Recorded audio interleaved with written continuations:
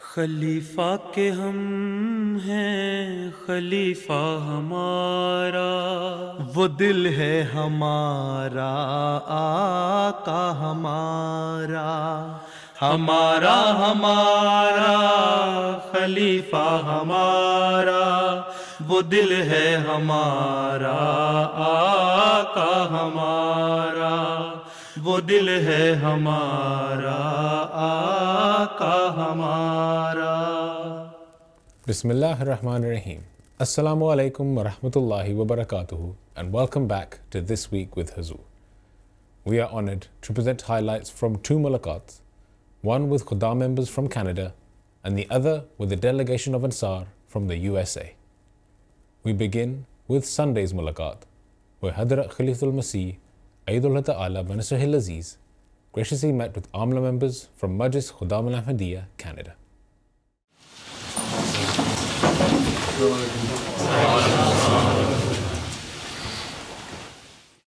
On the 5th of April, Amla members of Majlis Khudam al-Ahmadiyya Muqami region from Canada were blessed to have a mulaqat with Hazrat Khalifatul Masih V Ayyadullah Ta'ala Banasrahil Aziz. The Khudam had travelled especially for the mulaqat which took place in Islamabad. During the mulaqat, the Khudam all had the opportunity to introduce themselves and their departments and seek Hazrat Amir al-Mu'mineen's guidance.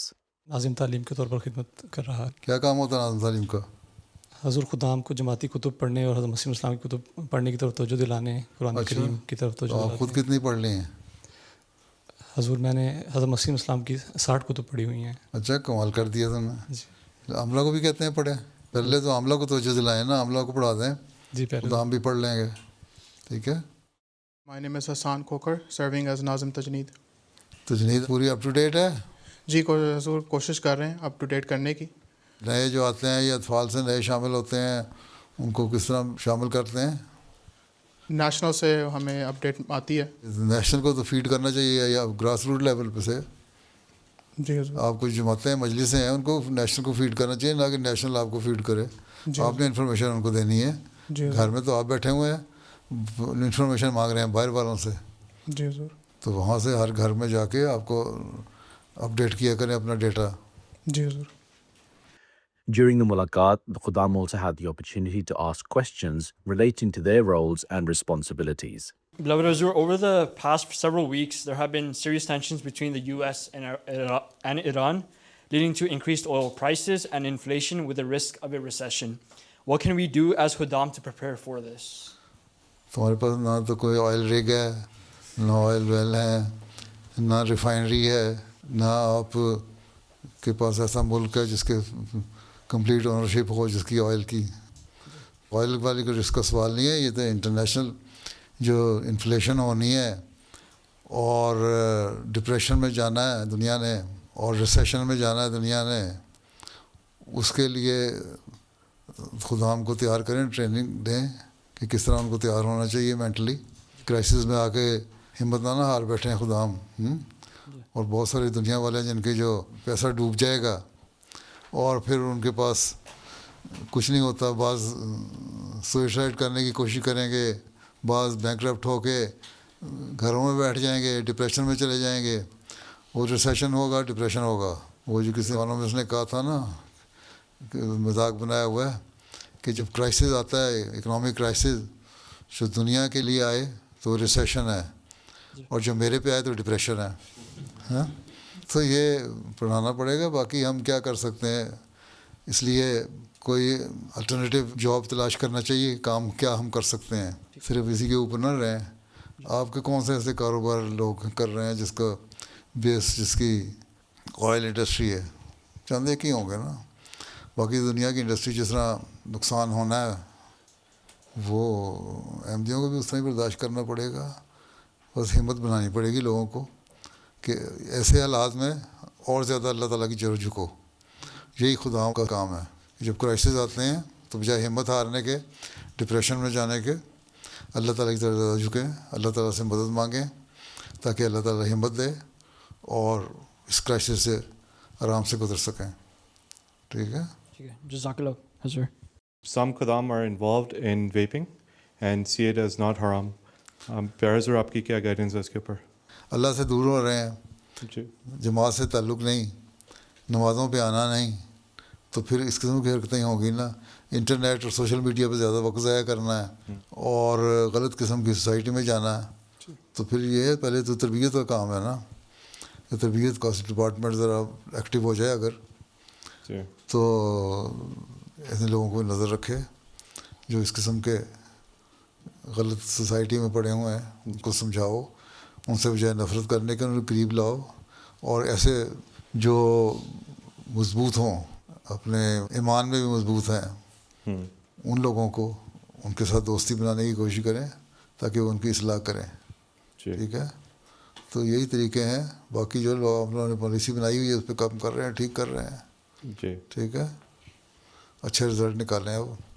اب کہتے ہیں نا چند ایک لڑکے 18-19 لڑکوں سے ٹھیک ہو گئے, جی ان سے آپ آگے کام لے رہے ہیں, ان کو آگے دوسرے شہروں میں بھی بھیج سکتے ہیں اچھے کام کے لیے.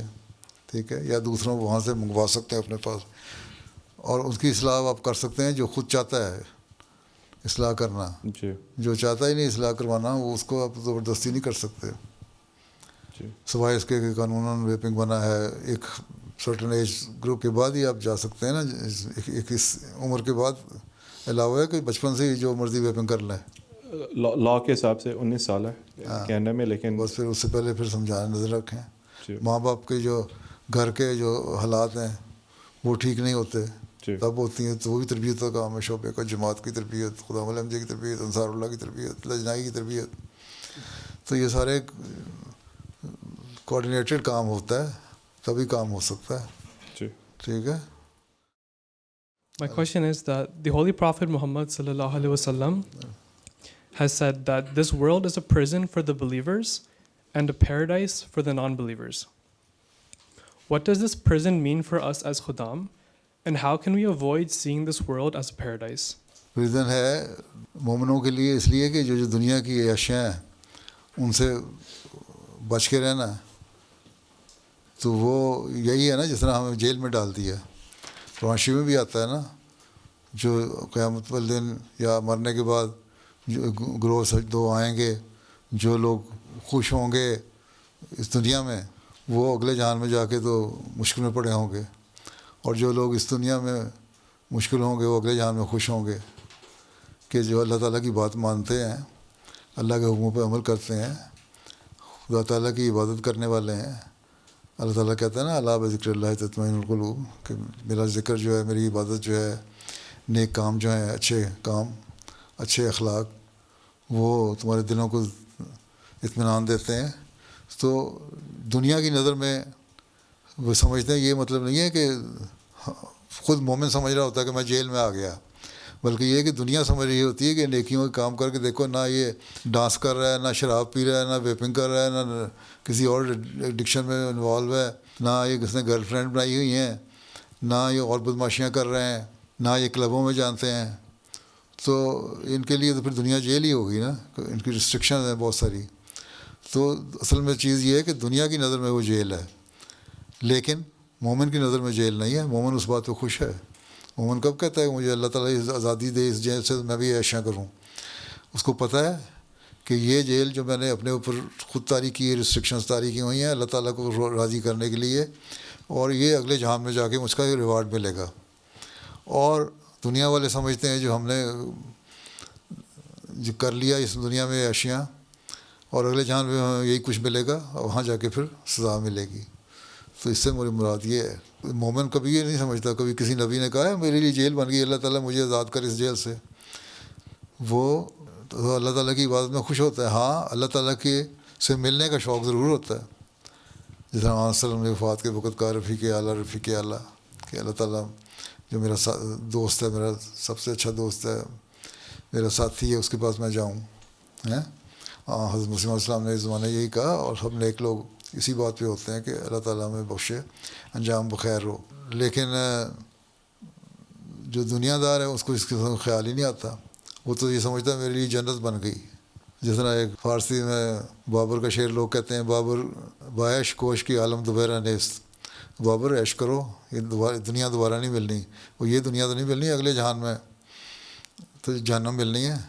اس لیے بظاہر جو دنیا کی نظر میں پریزن ہے, جیل ہے, وہ مومن کے لیے جیل نہیں ہے, کیونکہ اس کو پتہ ہے الٹیمیٹلی مجھے ایک ایسا ریوارڈ ملنا ہے جو میری جنت ہے. اور جو دنیا دار ہے وہ سمجھتا ہے کہ میں اس دنیا میں عیاشی کر رہا ہوں, اگلے جہان میں بھی عیاشی کروں گا.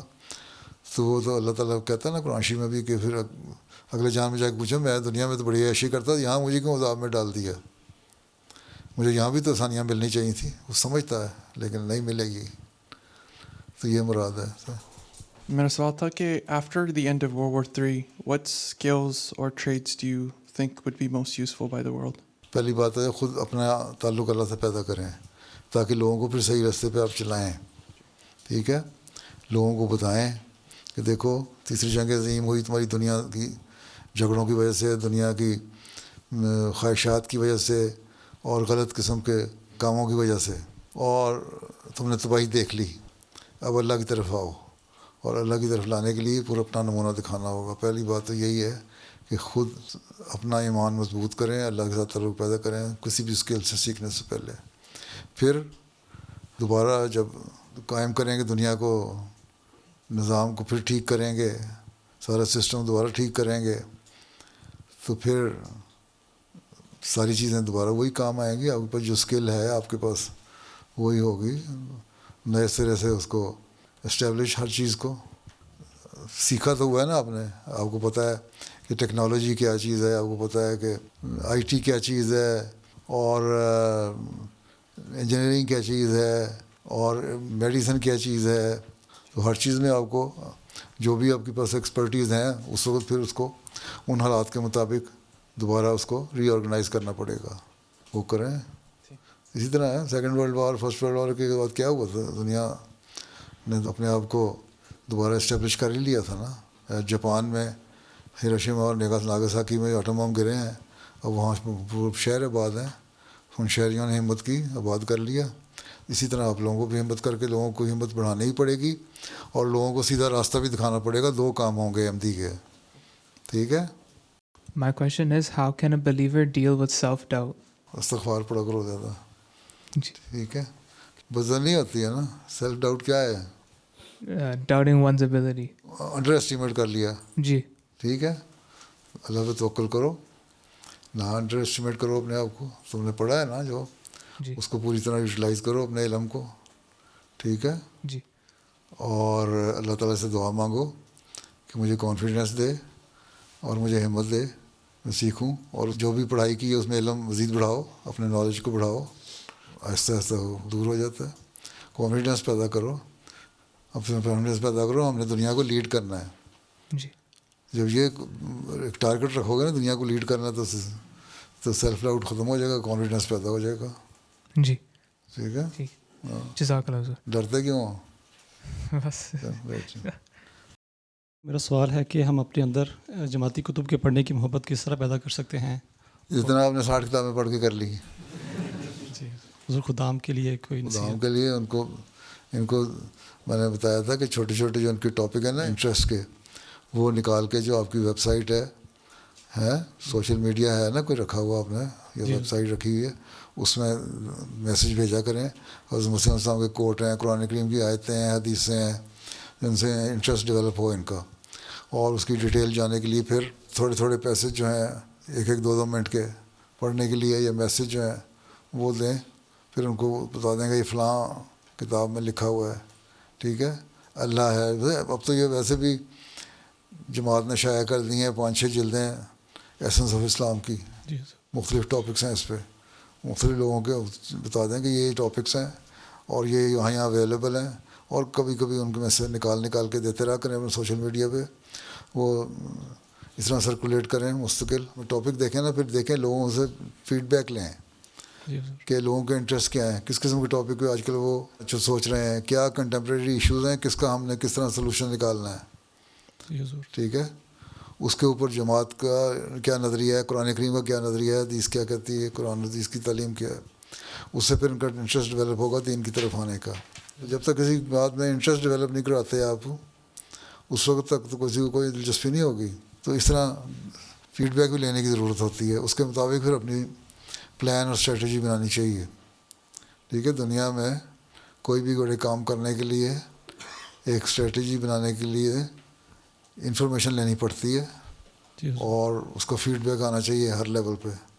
اور سوشولوجسٹ جو ہیں سوشل سائنس کے تحت وہ ایک ڈیٹا کلیکشن کرتے ہیں. ایک ڈپارٹمنٹ ہوتا ہے دنیا میں گورنمنٹس کا بھی اور اچھی قانون کا بھی.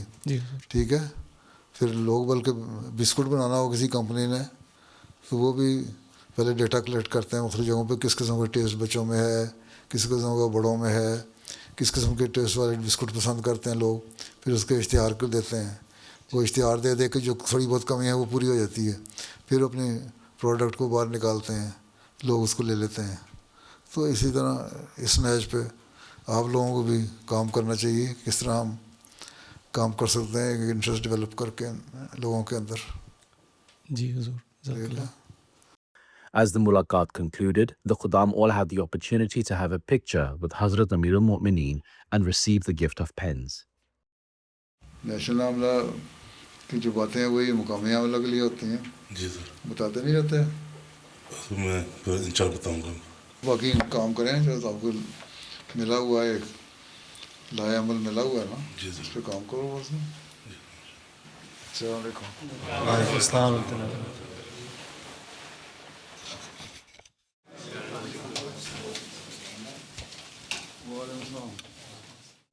The following day, on the 6th of April, Ansarullah members from Central East region of the United States were blessed to have a mulaqat with Hazrat Khalifatul Masih. The Ansar had travelled especially for the mulaqat, which took place in Islamabad. During the mulaqat, all Ansar had the opportunity to introduce themselves and were also able to ask questions relating to their faith and contemporary issues. Many boys and girls are delaying or refusing to marry. As members of Majlis Ansarullah, what advice can we give to such children? میں ہر ایک کو advice دی ہوئی ہے. ممبر انصاراللہ کیا سوال ہے as a parent آپ کو تو چاہیے نا ان کو بچپن سے ہی بتانا.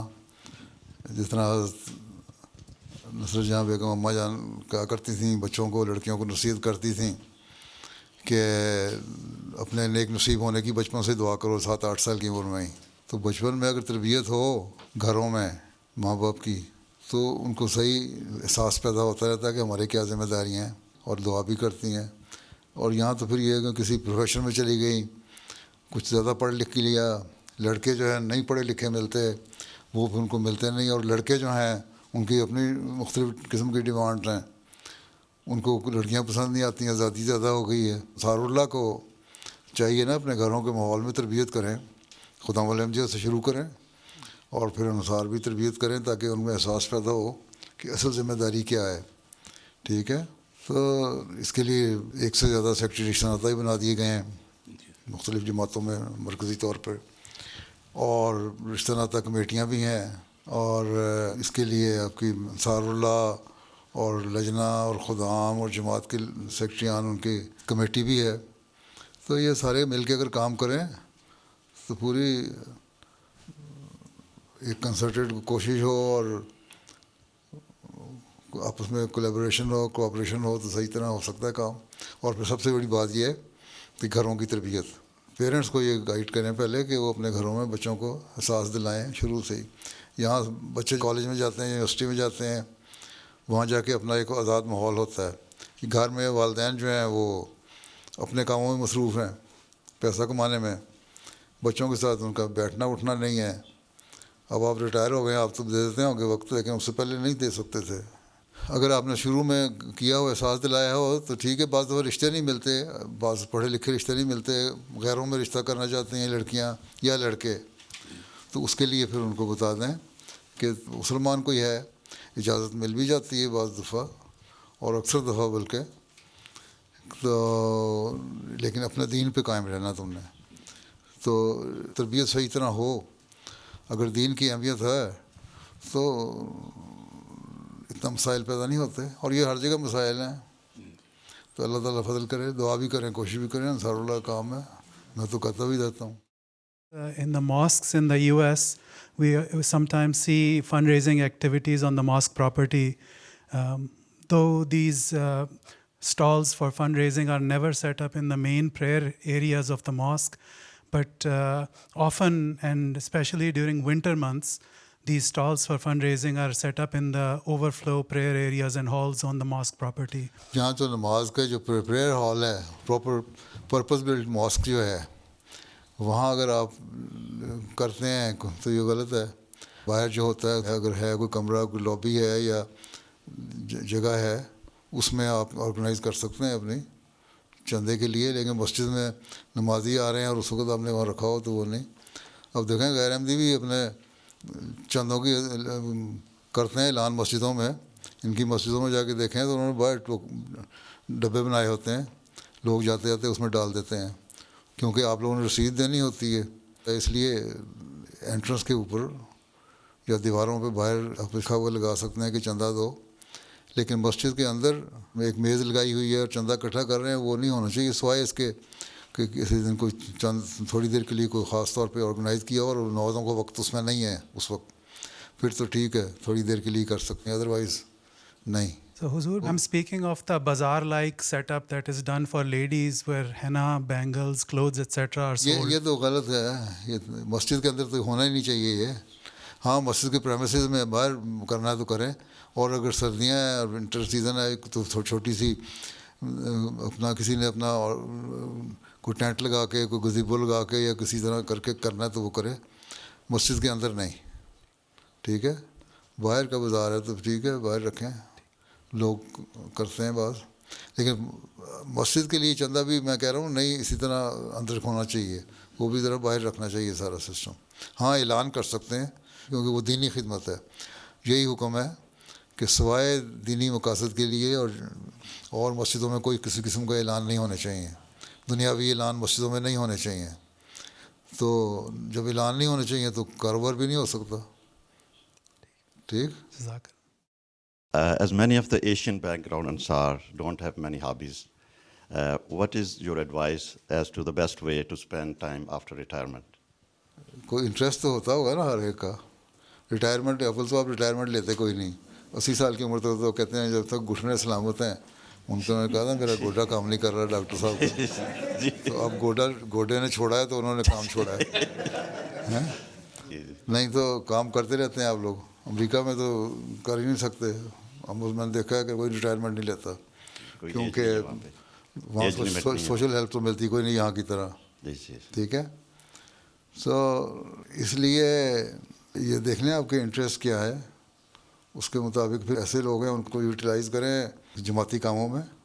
ठीक है, फ़ारग हैं, अगर उनका कोई सोर्स ऑफ इनकम है तो वो फिर उसको तो इस्तेमाल करें घर के लिए, या बिल्कुल घर उनके फ्री होल्ड हो गए हैं, कोई मॉर्गेज वगैरह नहीं है तो फिर भी वो कर सकते हैं अफोर्ड. नहीं तो घर बेच के वो फिर छोटे से घर में रहेंगे. लेकिन जहाँ भी रहें और काम बिल्कुल नहीं कर सकते, इस काबिल हैं कि छोटा मोटा दिमागी काम कर लें या बैठ के काम कर लें, तो जमात को काम कर लेना चाहिए उनको, ताकि मसरूफ़ रहें.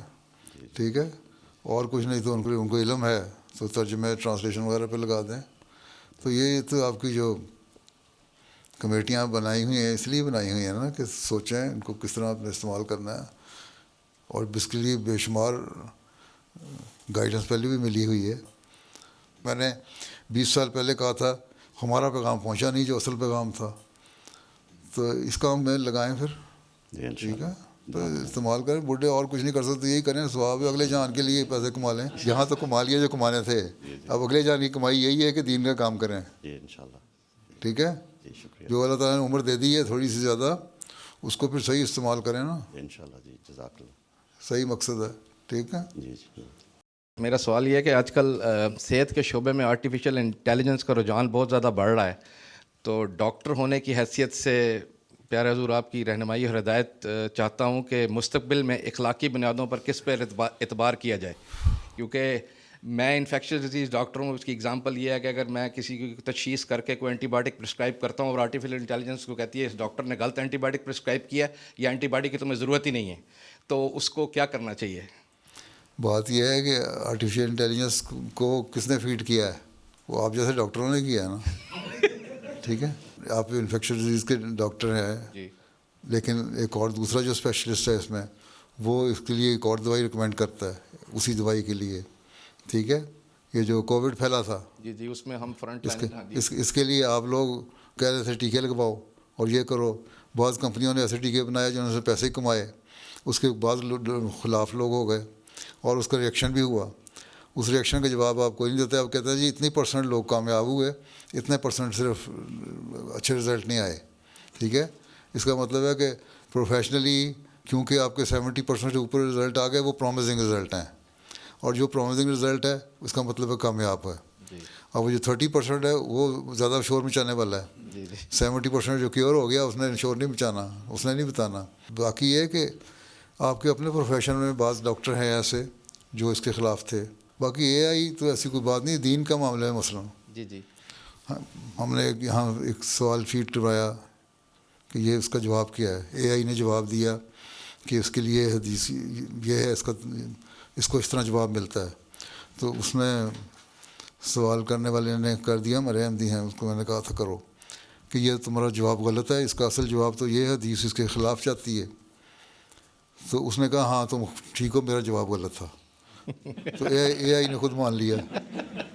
ٹھیک ہے، تو یہی آپ کے میڈیکل پروفیشن میں حساب ہے اے آئی کا. تو اتنا آپ ریلائی نہیں کر سکتے اس پہ، نہ ٹرسٹ کر سکتے ہیں. وہ کوئی اپنا دماغ تو نہیں ہے اے آئی کا. اے آئی کے پیچھے دماغ تو آپ کا چل رہا ہے نا. ٹھیک ہے، ایک دفعہ نے فیڈ کر دیا، اس نے جواب دے دیا، یا بہت ساری جو ویوز ہیں اس کے سامنے آ گئے، اس کی اس نے کنسالیڈیٹڈ رپورٹ بنا کے ایک رزلٹ جو تھا وہ بنا دیا کہ یہ ہونا چاہیے، اس پہ آپ کو رپورٹ دے دیتا ہے وہ. تو اس لیے آپ لوگوں کو یہ بتائیں کہ اے آئی پہ زیادہ ٹرسٹ نہ کرو. اصل ہم تمہیں دیکھ رہے ہیں اور تمہیں بتا رہے ہیں کہ تمہارا یہ بیماری ہے، اس کے یہ تمہارے ٹیسٹ جو ہیں. اول تو یہ ہے کہ آج کل جو ڈاکٹر ہیں نا وہ جو ہیں زیادہ ریلائی کرتے ہیں ٹیسٹ پہ. بلڈ ٹیسٹ کرو، یورین ٹیسٹ کرو، فلاں ٹیسٹ کرو، فلاں ٹیسٹ کرو، MRI کرو، اسکین کراؤ، فلاں کراؤ، یہ کراتے ہیں نا.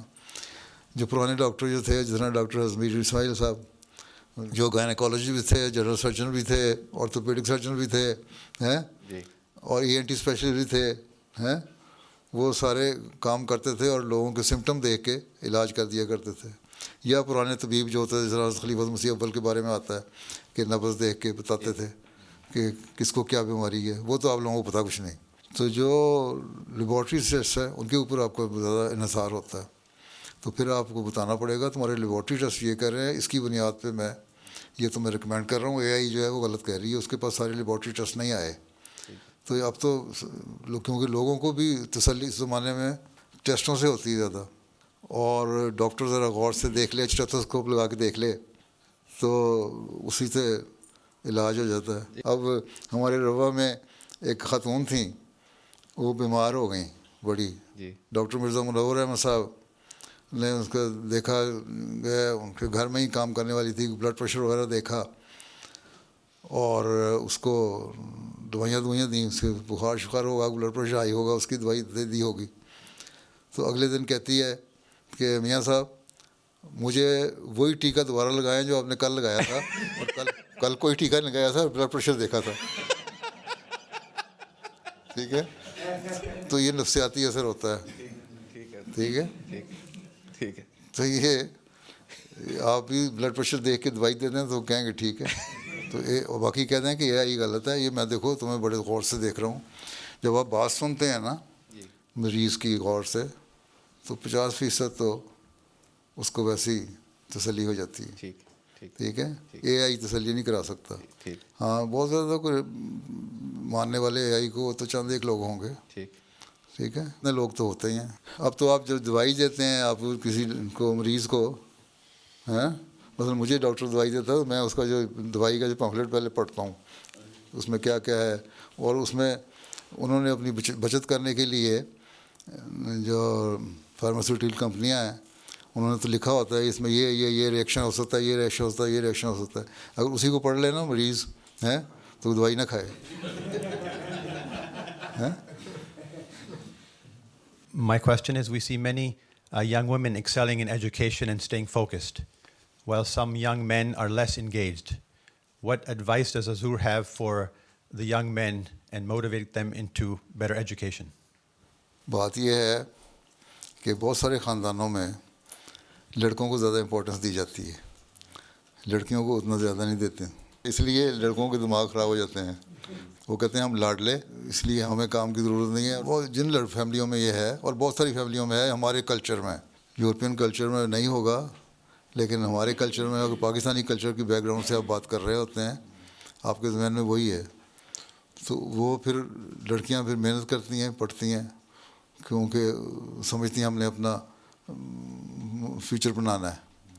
ٹھیک ہے, لڑکے جو ہیں وہ لاڈوں میں پڑ جاتے ہیں, لیکن بہت سارے لڑکے ایسے بھی ہیں جہاں فیملیاں آرگنائزڈ ہیں, پوری طرح دونوں کے حق ادا کر رہے ہیں, لڑکے لڑکی کو. لڑکیاں بھی پڑھ رہے ہوتے ہیں, بہت ساری فیملیاں آتی ہیں, لڑکے بھی پی ایچ ڈی کر رہے ہیں, لڑکیاں بھی پی ایچ ڈی کر رہی ہیں, لڑکے بھی میڈیسن کر رہے ہیں, وہ بھی کر رہی ہیں. لیکن وہاں جہاں ڈسکرمنیشن ہوتی ہے نا تھوڑی سی, وہاں یہ سارے مسائل پیدا ہوتے ہیں. وہ نہ پیدا ہونے دیں, ٹھیک ہے, اس نے ٹریٹ کریں. اب یہ صرف یہی بات نہیں, دین کے معاملے میں بات ہے. اب مجھے کسی نے چند دن نہیں ہوئے, کسی لڑکے نے خط لکھا کہ ہمیں ماں کہتی ہے کہ نماز پڑھو, اور ہم نمازیں پڑھ رہے ہیں, ماں بھی میری بڑی اچھی نمازیں پڑھتی ہے اور ہم لڑکیاں بھی پڑھتی ہیں, لیکن ہمارا بھائی جو ہے نا وہ اب ایک عمر پہ پہنچ کے نمازیں پڑھنے چھوڑ دیا ہے. اور کیوں؟ اس لیے کہ ہمارا باپ جو ہے وہ ریگولر نہیں نمازوں میں. اور جب میں نے اس کو کہا تو نماز پڑھو, تو کہتا ہے نمازیں پڑھنا لڑکیوں کا کام ہے, لڑکوں کا نہیں.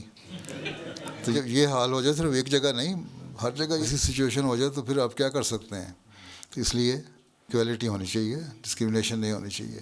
You have been advising us to store up to 3 months' worth of food and supplies in the event of an emergency. Unfortunately, there are many who can't even afford food, gas, medicine on a daily basis. Please give us guidance on how we can approach this issue. You see, those who can afford, they should at least store enough food at least for 3 months. And those who cannot afford, and they are Ahmadis, then Jamaat should organize and make some arrangement for food storage. Here we have stored almost 3 months rice, flour, and other things to feed our needy people, or those who require, those who cannot afford. So this is the responsibility of the Jamaat. This is why when the Holy Prophet ﷺ migrated from Makkah to Medina, there were quite a number of people who could not afford to survive and to have daily bread. Most of them will be sleeping hungry. Then Hazrat Holy Prophet ﷺ asked that there should be a system of brotherhood, muwakhat. And then he asked every resident of Medina to take responsibility of one man who has migrated from Makkah. And this is how they managed. This is the guideline we should also adopt. If you can afford your food, you can store food for 3 months, you can at least supply 15 days or 10 days food to your neighbor, to your brother, and the person who should also help you. So in this way, if they collect all these things, the accumulated result will be that they will have food for 3 months. As the mulaqat concluded, the attendees all had the opportunity to have a picture with Hazrat Amirul Mu'mineen. Those were highlights from just some of Beloved Huzoor's activities over the past week. We now end with our final segment, the Friday Sermon Summary. In today's Friday sermon, Huzoor, may Allah be his helper, spoke regarding the promised Messiah ﷺ's upholding of the oneness of God. Towards the end of his sermon, Huzoor, may Allah be his helper, appealed for prayers in light of the current global conflict. دنیا کے حالات اور خاص طور پر مسلم دنیا کے حالات کے لیے بتائیے ہر ایک کو کیا ہو رہے ہیں. بہت دعا کی ضرورت ہے. جنگ بندی کہنے کو تو ہوئی ہے, لیکن یہ دیر پا نظر نہیں آتی, بلکہ ابھی سے دراڑیں پڑنی شروع ہو چکی ہیں. اس میں اسرائیلی حکومت کی کوشش ہے کہ کسی طرح لبنان پر حملہ کر کے ایرانیوں کو بھی اشتعال دلائے اور وہ جواب دیں. اب تو بعض یورپین لیڈروں نے بھی اس کے اس فعل کی مذمت کی ہے. کوئی تو آواز اٹھائی, کم از کم کچھ نہ کچھ تو اخلاق کا اظہار کیا ہے ان لوگوں نے, لیکن یہ یہیں تک رہیں گے. اتنا ہی اخلاق ہے ان میں, اس سے زیادہ یہ نہ یہ کوشش کرنا چاہتے ہیں, نہ ان میں جرت ہے اور طاقت ہے. بہرحال ہمیں دعا کرنی چاہیے, اللہ تعالیٰ مسلمان دنیا پر رحم فرمائے.